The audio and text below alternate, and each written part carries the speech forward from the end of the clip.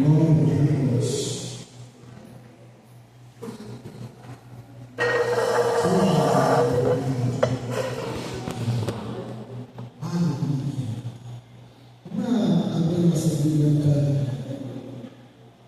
livro de 1 Reis, capítulo 17.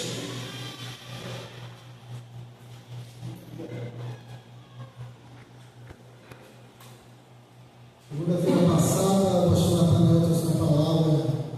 Eu até estava estudando sobre ela, mas o Senhor me dirigiu a outra. Ele falou sobre a disponibilidade dos vasos. Foi bênção.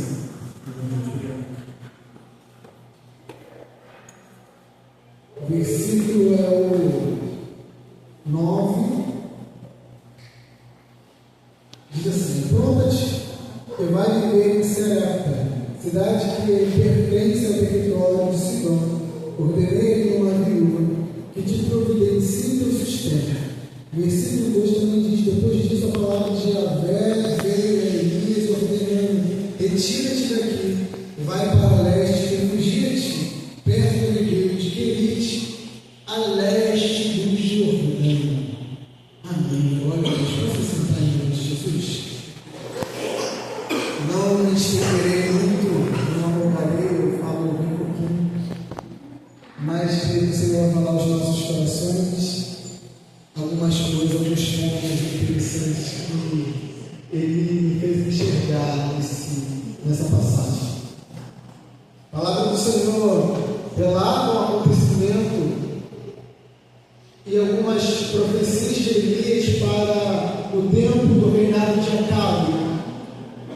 E quando a gente vai ver quem era Acabe, a palavra do Senhor, no capítulo 16, versículo 30, diz que Acabe era um rei mau, que fez tudo ao contrário daquilo que o Senhor orientava os seus filhos. E diz mais que ele foi um dos reis que foi um mau rei. Até Acabe não havia outro rei tão mau como Acabe.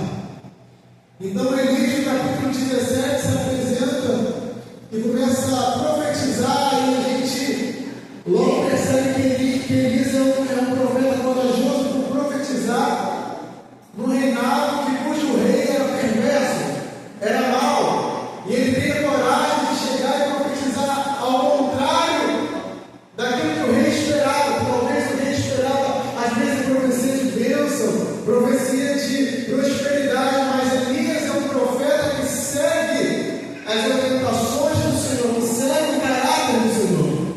Então Elias ele se apresenta e diz a Acabe: não vai haver mais chuva e nem orvalho sobre a terra, mediante a palavra que foi liberada.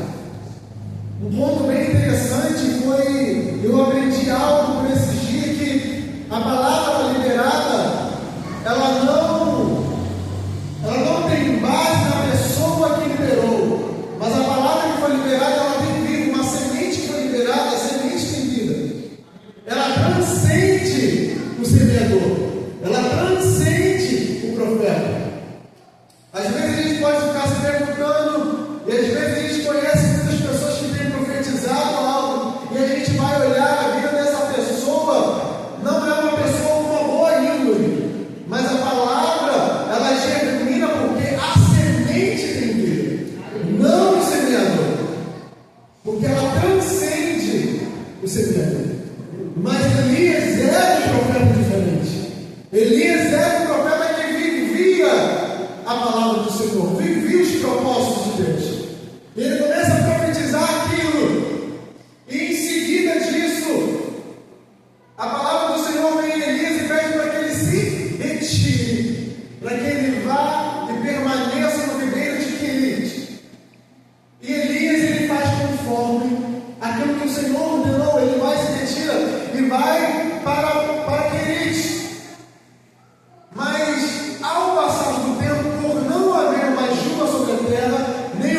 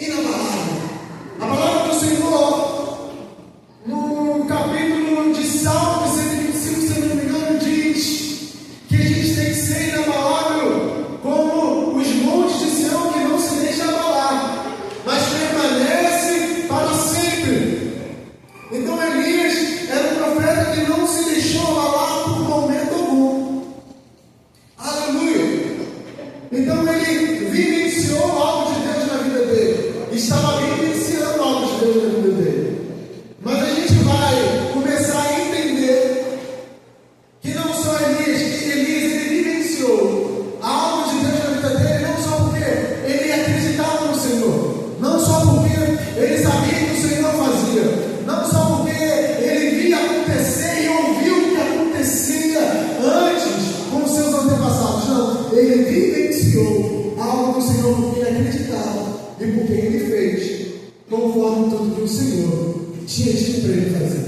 Então a gente vai perceber que não basta apenas crer, que não basta apenas saber, mas que a gente precisa fazer aquilo que o Senhor nos ordena para que as coisas se encaminhem do jeito que tem que acontecer. E Elias fazia exatamente a risca daquilo que Deus ordenava ele fazer. Porque você pensa, recebendo uma orientação do Senhor para ir no ribeiro de Querite, para ir muito bem, mas recebendo o Senhor dizendo que vai chegar corvos para te alimentar, você duvida. Os corvos alimentavam Elias de manhã e no final da tarde. Então era algo sistemático. Todo dia chegava a água como alimento para Elias. Então, novamente, veio a palavra do Senhor a Elias, dizendo: ó, prepara-te e vai viver em Serepta, que lá eu já ordenei uma viúva que providencie seu sustento. Perceba o verbo empregado no texto, que é ordenei. Ordenei uma viúva.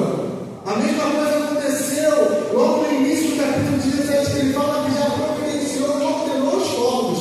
Então foi algo que Deus já tinha liberado antes de Elias chegar no ribeiro. Aleluia! O Senhor já tinha ordenado, já tinha tudo preparado para o sustento de Elias. Então ele vê o Paulo chegando para alimentar, e depois ele recebe uma palavra: vai, que você vai ser sustentado por uma viúva. Ele confia. Se os corpos me trouxeram comida, com certeza vai haver uma viúva que vai providenciar o meu sustento. E ele foi até Serepta, uma caminhada, chegando na entrada de Serepta, uma viúva estava ali, apanhando alguns gavetos. E logo que ele chega até ali, ele fala para a viúva: por favor, me traz um pouco d'água para que eu possa me saciar. Ele logo saiu falando, porque ele chegou ali e reconheceu: ali está a mulher que vai providenciar o meu sustento. Então ele sabia, ele já chegou pedindo aquilo que ele necessitava, porque ele sabia quem era a pessoa. Porque o Senhor, como a gente viu, já tinha ordenado. Então ele chega lá confiante de que vai haver aquilo. E a mulher, por mais que seja uma mulher de Sidom, uma cidade pagã que adorava um Deus estranho, ela conhecia, eu creio, pelo menos que ela conhecia o Deus que Elias servia. Ela é indagada a ir pegar água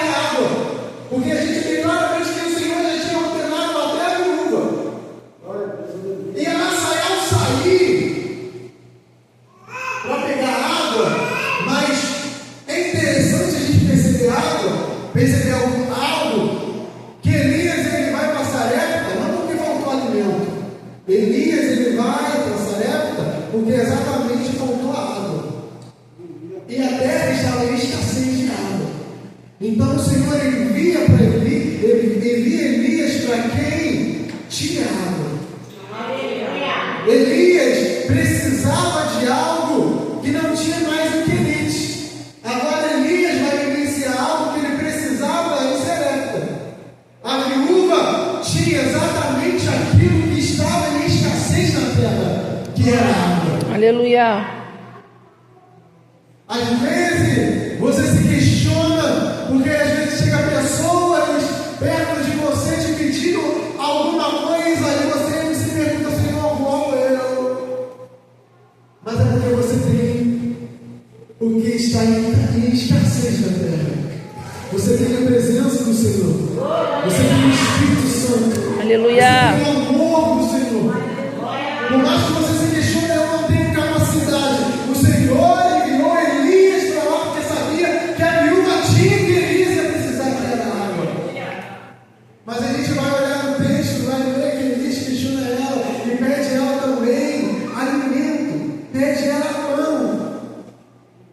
Na cabeça dela estava assim, eu tenho até água para oferecer, mas eu não tenho alimento. Mas ela vai contar e dizer assim, tão certo que vive e é o Senhor teu Deus. E eu juro pelo seu nome, pelo nome de Deus, pelo nome de Yahvé, que eu não tenho sequer um pão, senão um punhado de farinha e um pouco de azeite numa botija. Ela tinha água e ela tinha também um pouco de alimento. E ela continua falando, estava aqui exatamente pegando alguns gravetos para ir até minha casa fazer o que eu tinha, o restante que eu tinha, o pouco que eu tinha, para me comer e meu filho, e depois eu ia morrer. Certamente Elias chegou ali para viver com uma pessoa que tinha uma perspectiva de morte. E a gente vai começar a entender que por mais que Deus fala para Elias que lá ele vai dar o sustento, o Senhor estava também carregando Elias para lá para sustentar também a viúva, porque o alimento dela estava acabando. Não era somente uma provisão na vida de Elias, mas era também uma provisão na vida da viúva. Porque a perspectiva dela era de morte, ela ia comer, mas certamente depois ia morrer. Então Elias começa a orientar a viúva. Olha, não temas, vai, pega o que você tem, prepara o que você tem, mas primeiro deixa eu te orientar, traga para mim, depois você e seu filho. Como? E a mulher foi, ela não temeu. O nome Elias significa Yahvé é o teu Deus. Elias, nessa passagem, Elias, nessa situação, tipifica a figura do próprio Senhor. Então, quando Elias, eu entendo quando Elias fala, traga primeiro para mim, ele está dizendo, traga primeiro para o Senhor, pede primeiro para o Senhor. Então, Elias orienta isso, a gente vai ver no versículo 13, diz assim, mas primeiro faz para mim um pequeno bolo. Primeiro faz para mim um pequeno bolo. Ela tinha bolo. Elias só pediu um pequeno bolo. Aí a gente vai começar a entender que não é sobre quantidade, não é sobre o maior pedaço, porque o versículo é claro em dizer que ele pede somente algo, um pouquinho só, um pequeno bolo e traga para mim, mas primeiro traga para mim. O Senhor não quer o nosso maior pedaço. Por mais que às vezes a gente questione, o Senhor não está preocupado com grandes quantidades, mas Ele deseja ser priorizado em nossas vidas. Aleluia. É o principal desejo do Senhor em nós, que a gente priorize a Ele em tudo. O primeiro tempo, o primeiro louvor, os primeiros salários, tudo, o primeiro. Não precisa ser o maior, mas o primeiro. Aleluia. Vamos ser sinceros, que é o que falta em nós. Às vezes a gente prioriza muitas coisas acima do Senhor. E com essa passagem ele está claramente nos dizendo que Ele não quer muito. Ele quer ser a prioridade na minha e na sua vida.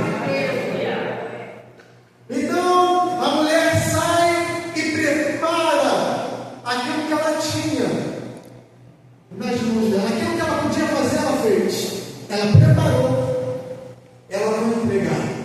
Mas eu creio que se aquela mulher invertesse o propósito, invertesse as regras, invertesse a orientação que Elias tinha dado para ela, talvez o milagre da multiplicação não acontecia. Porque ela podia assim, preparar e pensar, nossa, primeiro eu vou dar para o meu filho, porque a mãe aqui sabe que quando o filho está com fome, é complicado ver essa situação, né? Os pais sabem disso, pai e mãe sabem disso. Então a mulher, ela não se deixa levar por essa emoção de ver o filho daquela situação, mas ela decide priorizar. Então a gente vai entender que para realmente a gente vivenciar a multiplicação de algo que não tinha nada por a perspectiva dela, era que ela não tinha nada e começou a vivenciar tudo no Senhor, as provisões do Senhor. Ela não tinha que inverter os processos e a gente deixa de vivenciar algo na nossa vida porque temos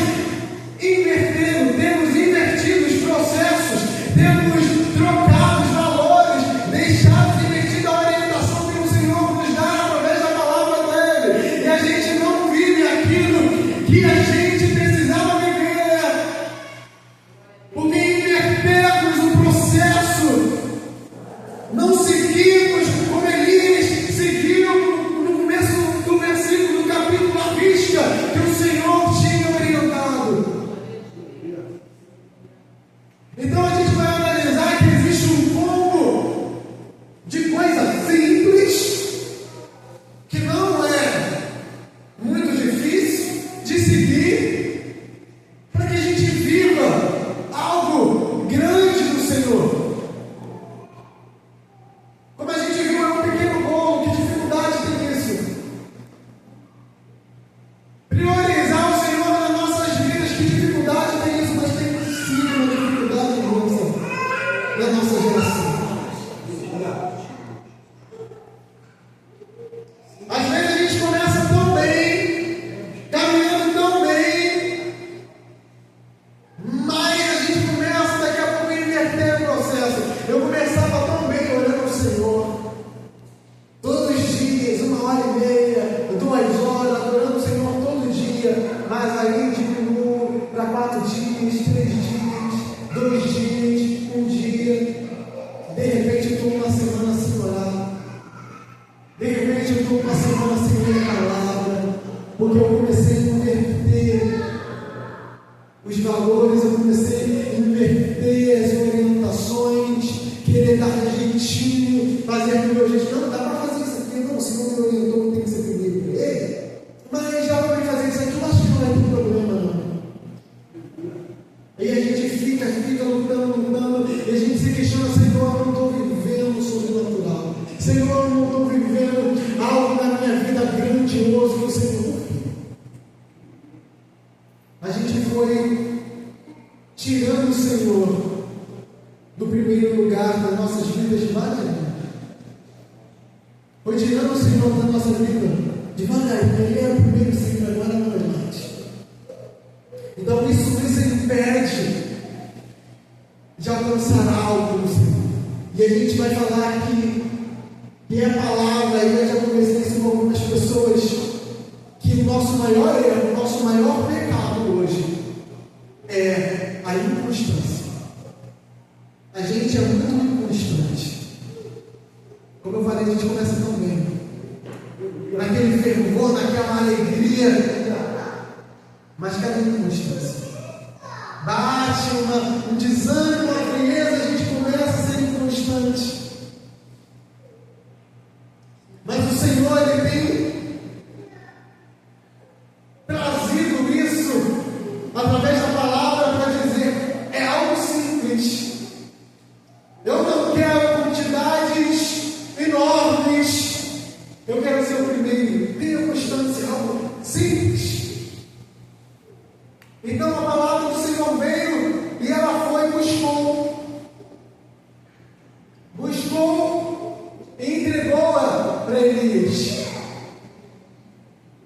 um pequeno bolo.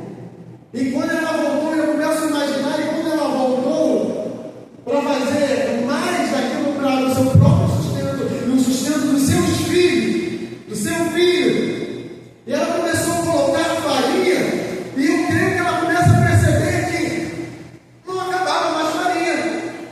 Ela colocava colher de farinha, eu acho que era colher, não sei, colocava uma colher, duas colheres, e não acabava a farinha, pegava azeite, colocava azeite, e não parava o azeite. E a palavra é muito enfática em dizer que o azeite que foi multiplicado era um azeite puro. O que o Senhor faz na nossa vida Aleluia. é algo bom, não é réplica. O que o Senhor faz na nossa vida é algo de qualidade. Mas claro que isso só acontece quando a gente segue a risca as orientações que o Senhor nos dá. Então essa mulher também decidiu, assim como Elias, seguir a risca as orientações que recebeu do Senhor.